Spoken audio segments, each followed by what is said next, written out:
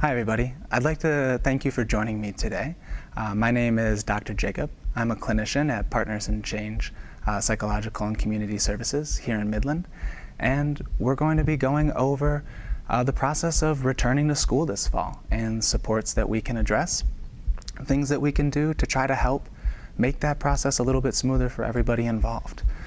The title of our presentation today is Going Back, Preparing for a Successful Return to School. And in this presentation, we'll cover some things that students may come into contact with, some supports that parents may be able to use, teachers may be able to use. Just in general, how can we support our students to be as successful as possible? Returning to school is a constant, but it's also not the same every year. And that can definitely be said for this year. As we're all aware, the last year and change has been, well, unpredictable. And so returning to school, albeit the same, it will be variably different. In the theme of that, each child is also different. And being aware of the differences is going to help us make things more successful for that student and ultimately for ourselves and for their academic success this year. We may see, as time goes on, behaviors can change. We can see students at the beginning of the year be very much, or at the beginning of the summer, be very resistant to the idea of returning to school in the fall. As the year progresses and as summer comes to an end, we can see them become more excited or more interested. We could also see the reverse. You'll notice today in our session that we will be contradicting ourselves quite a bit, and that's okay, because the foundation that we're going to be thinking about is each student as an individual. Some students will react differently to situations, and that's okay. But that's a constant that we can maintain and keep with this to use as a framework in interpreting this information. As well as behaviors changing as time goes on, as we get closer to the school year, feelings can also become mixed. It's not likely that a student will be solely happy about returning to school or solely excited about returning to school. There will be differences, and that's okay. Being able to adapt, being able to recognize those mixture of feelings and validate those feelings is going to be a crucial thing for us to do, and we can maintain that through some of the strategies we'll get to in a little bit. So we know that behaviors can change, there can be a mix of emotions, and that ties into the stressors that students will face or that children may come into contact with before the school year begins and after the school year has been in session. So I'd like to take a few minutes and talk with you all about some of the main stressors we might see this year. These will fall in line with stressors that students may normally see, but also it highlights the uniqueness of coming back to school in a time where we're coming out of a pandemic, where things are improving a little bit, but also there's still some uncertainty, or there's the potential for change. The stressors that you see on the screen, they're not listed in any particular order as far as degree of impact that they might have, because things like changes in routine or transitions may be more impactful for one student and less impactful for another, and that's okay. So starting off with the top, changes in routine, this is a traditional and a common thing that can cause students stress. We have changes in routine not just coming from the summer, going into school, but we've got changes in routine within the school day as well. And navigating those transitions can be difficult. It can be complicated, and there can be a lot to remember. For example, if you have a student who's transitioning from elementary school to middle school, they not only have to get used to coming to a new building necessarily, but also transitioning across multiple different classes throughout the day, remembering locker combinations. These are all things that can be extremely stressful or maybe not as stressful for some students. So what we want to do is think about changes in routine and try to start talking about those changes ahead of time, identifying the changes that students might come into contact with. Additionally, the students or kids' days at the home are going to look different as well. They're going to be spending a large chunk of time at school. That means we're going to be spending less time at home, and knowing how routines will change at home can be helpful as well. Knowing that there's some consistency is going to be important. And that's a theme that's going to keep coming up through our topic, is the idea of consistency. If we can maintain consistency and maintain some degree of demystifying the process that is returning to school, that's going to be a huge protective factor for students, and it's going to make their transition more successful. I'd like to talk a little bit about transitions themselves. We know that there's the transition from leaving home in the morning to going to school, whether that's being dropped off by parents, taking the bus, walking. There are a whole lot of different ways. There's transitions throughout the day. There's classes. There's topics within classes. Transitions can be really difficult to manage, especially when we're on a new schedule and we're uncertain about how we get along with our peers in this setting. Transitions are something that we can get more proficient at as time goes on, but it's also okay to struggle with them in the beginning. Another topic that ties into transitions is missing out. This last year, there was a large chunk of students who spent the whole school year online. They had their own experiences, and it may not match up specifically with what their peers experienced last year. It's not that they missed out on the school year last year, but it is different, and we want to be aware of that. We want to be aware of how our experiencing being different than our friends or being different than our classmates may impact our ability to manage effectively the tasks that are going to be put on us. Another topic that ties in that we've mentioned now a couple of times is uncertainty. When things are uncertain, kids don't always know what to do. Our strategies don't always work, or we might not even know what skills to use at the time. Some things that seem to come apparent for this year specifically are mask or no mask, setting changes, and daily activities. Right now, it's clear that local health officials and national health officials, school officials, we're all pushing for schools to be able to open up as we're used to seeing it. However, if we're being fair, that can be uncertain at times too. So we want to try to be honest about that and know that we're going in with an expectation, but also prepare our students to be able to handle changes, whether that be they have to wear a mask and their peers don't, or maybe there's a time that they have to wear a mask or don't have to wear a mask. Another one is the setting changes. Do they have to transition from online to in-person multiple times, or are they going to maintain being in person the whole year? These are all things we want to keep in mind as we prepare our kids to return to school. When we think about stressors, oftentimes we think about the things that are really big or have a huge impact on us. We see our kids maybe become really overwhelmed and there are large behavioral outbursts, or maybe they shut down altogether. And although those are important and we want to target those instances, we also want to think about daily activities as they relate to returning to school. The idea here is if we can manage our day-to-day stressors, kind of the daily grind, that's going to help us be able to manage those larger unseen or surprising changes that catch us really off guard. If those larger changes happen and we already feel like we're not on a solid foundation, it can really cause a lot more stress and make those behaviors much more intense. So although we focus on the big things, we also want to focus on the small day-to-day things, because that gives us an opportunity to see the success that our students are handling as well. We've talked a little bit about the types of stressors that students might face, and that's obviously not a comprehensive list, but it does get at the overarching picture of what it's going to be like returning to school this year.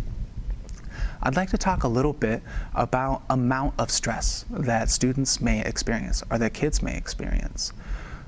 We oftentimes set a goal of removing stress, and although that's an admirable goal, it's not necessarily possible to remove stress as a whole. And in fact, if we remove all the stress from our students or our children's lives, it almost puts them at a disadvantage to where they won't be able to handle stressors when they do come into effect.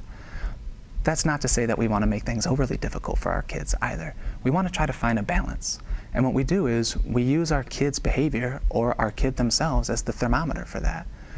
You'll see on the screen we have a bell curve, and I've got 3 dots on that screen, and on the low end you'll see that there's a yellow dot, on the high end there's a red dot, and in the middle there's a blue. I'd like to talk a little bit first about the yellow dot.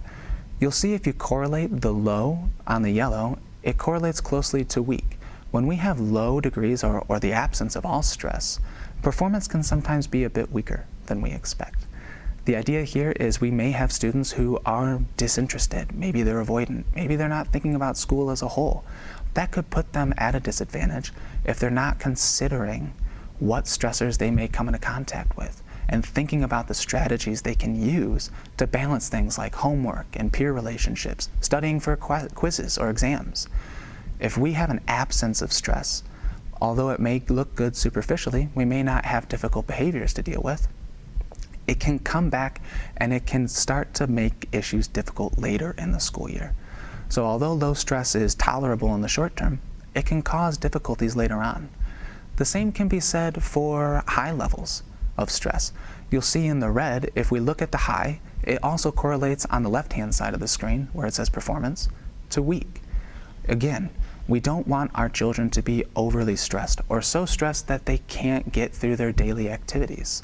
We don't want them to become hyper-focused on one thing or another, whether or not they're hyper-focused on, maybe they're worried that their teacher might be mean, maybe they're worried about not having friends in their class. Those are all valid concerns, but we don't want those to act as blinders and not be able to see the forest for the trees, so to speak. We want to be able to see the stressors that are going to happen day to day and be able to manage them. I'd like you to imagine there being two vertical lines separating the yellow dot and the red dot from the blue dot. We want our students to fall right kind of in that middle pillar of stress. There's some stress, but it's a manageable stress. We're thinking about the things we have to do. When we have that level of stress, we're thinking about what our capabilities are, what we're good at, what might be our weaknesses, and the skills that we can use to offset them. This also posits the parents, yourselves, or teachers, or other important adults, caregivers, to really come in and help support the student in getting back to school as well. And that's a point that we're going to talk about more extensively here in a little bit. But thinking about stress, the goal isn't to remove all stress, it's to get stress to where it's manageable and to where we're successfully clearing hurdles that are in our way. We've talked about stressors, we've talked about returning to school. Now let's spend a little bit of time talking about behaviors. I'm going to fall back on that get out of jail free card that I use and remind you that behaviors are going to depend. It really does depend on the kid, it depends on the age, it depends on the setting. So with that in mind, we're going to have some things that sound like they'll contradict themselves at first, and that's okay, but we'll clarify that as we go on. I want you to think about it from the perspective of behaviors are going to vary in type, they're going to vary in intensity, they're going to vary across ages. They may also wax and wane. Some days may be better than others. Those things are all okay. Additionally, these behaviors may show up after school has been in session for a little bit, which can catch parents off guard.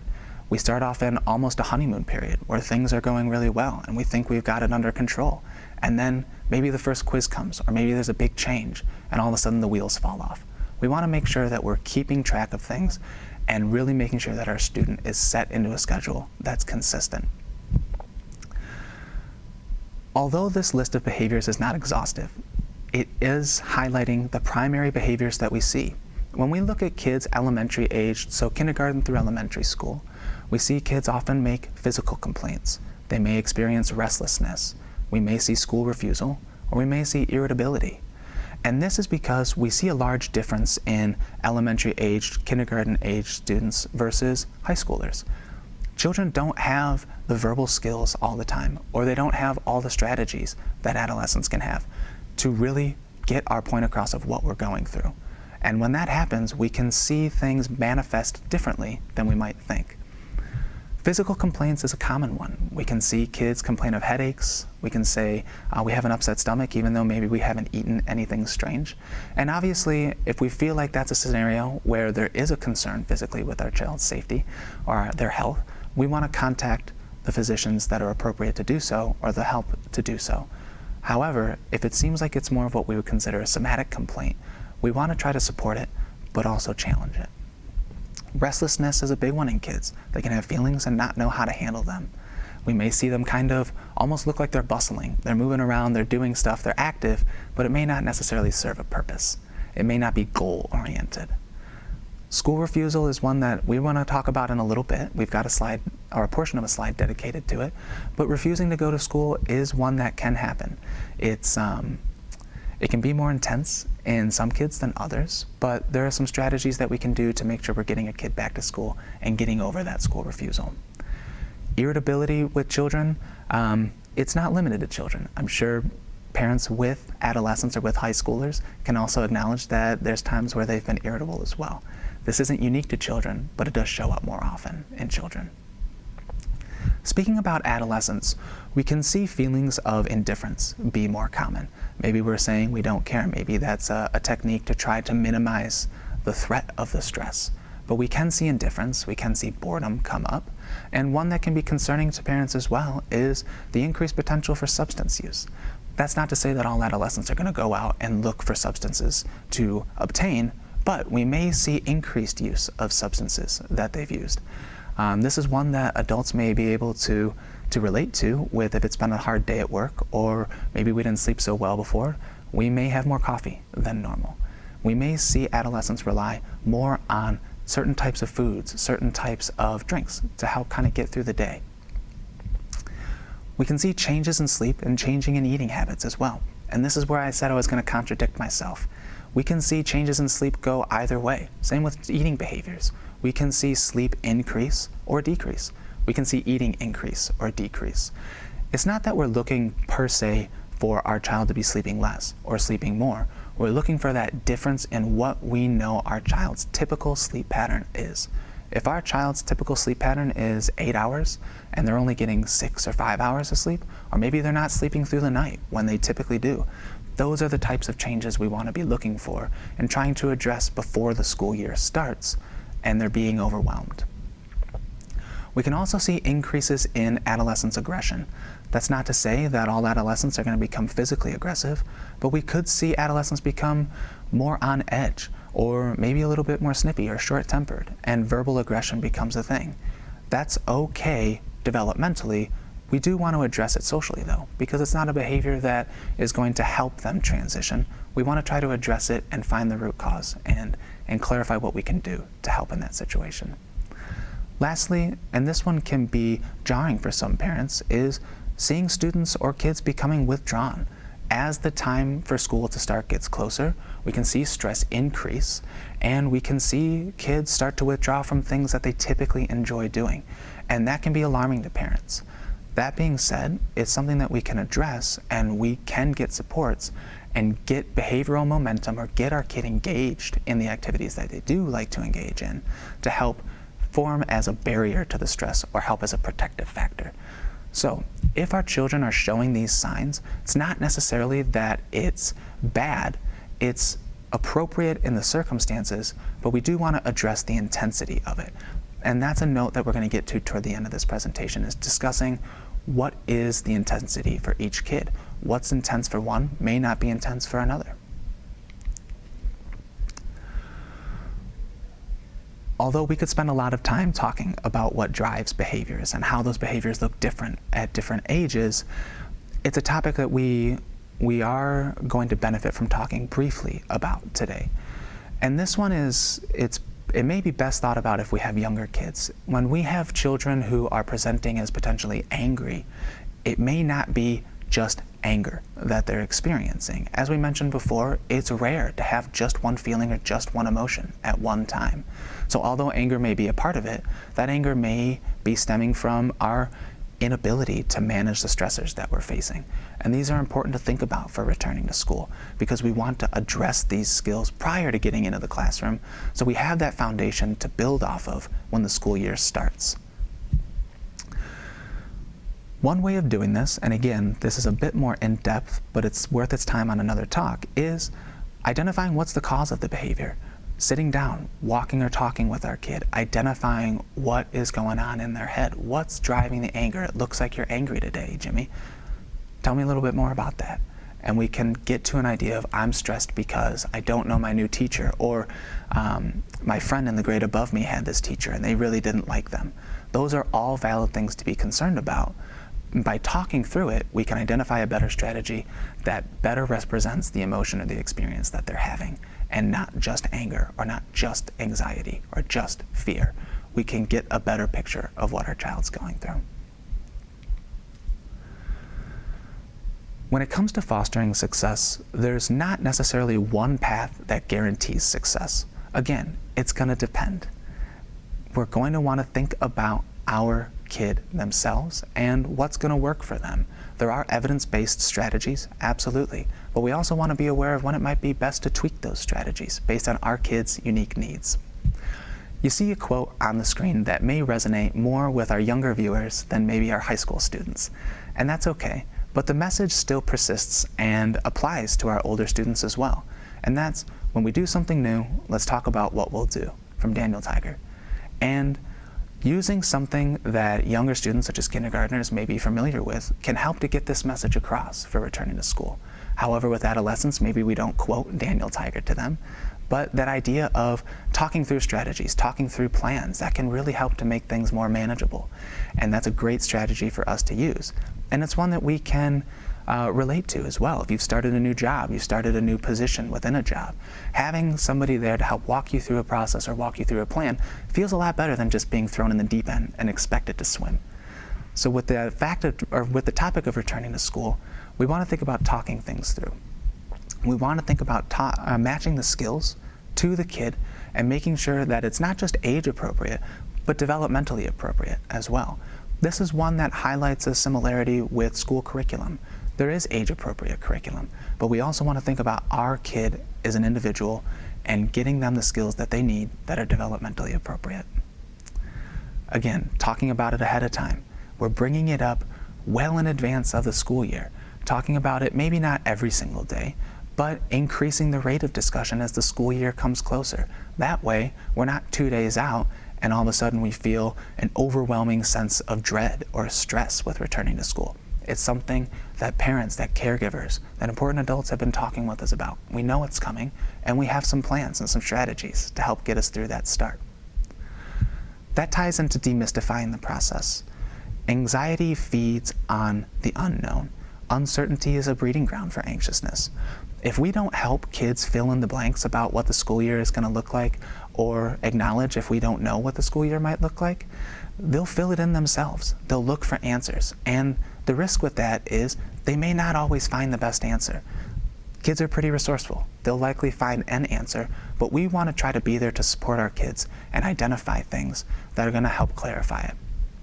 A good example of this is most school districts send out a letter prior to the school year identifying who that student's teacher is going to be and sometimes who the classmates may be as well.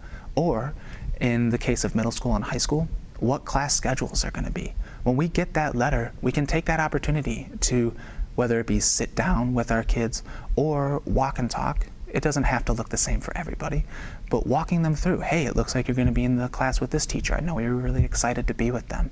I know you were concerned about this class. We know we're in it. Let's identify some strategies. We want to demystify the process.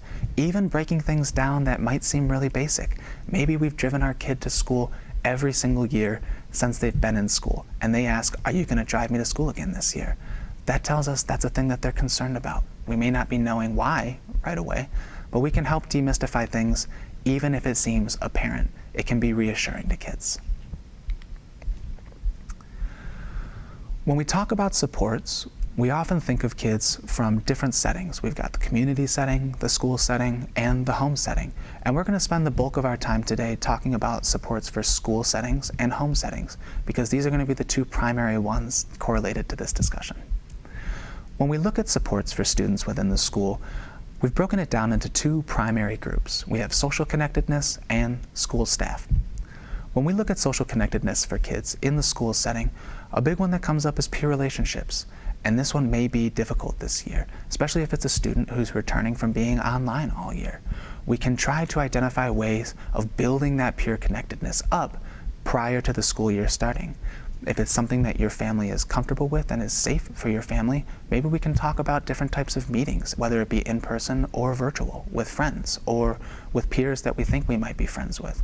Trying to get things rolling ahead of the school year starting is really going to help make it more successful when the school year does come. Another social connectedness that's big is social groups, clubs. Another one is athletics. These are all things that can be supportive, that can be effective for students in managing feelings of stress or feelings of isolation or increasing connectedness to the school community.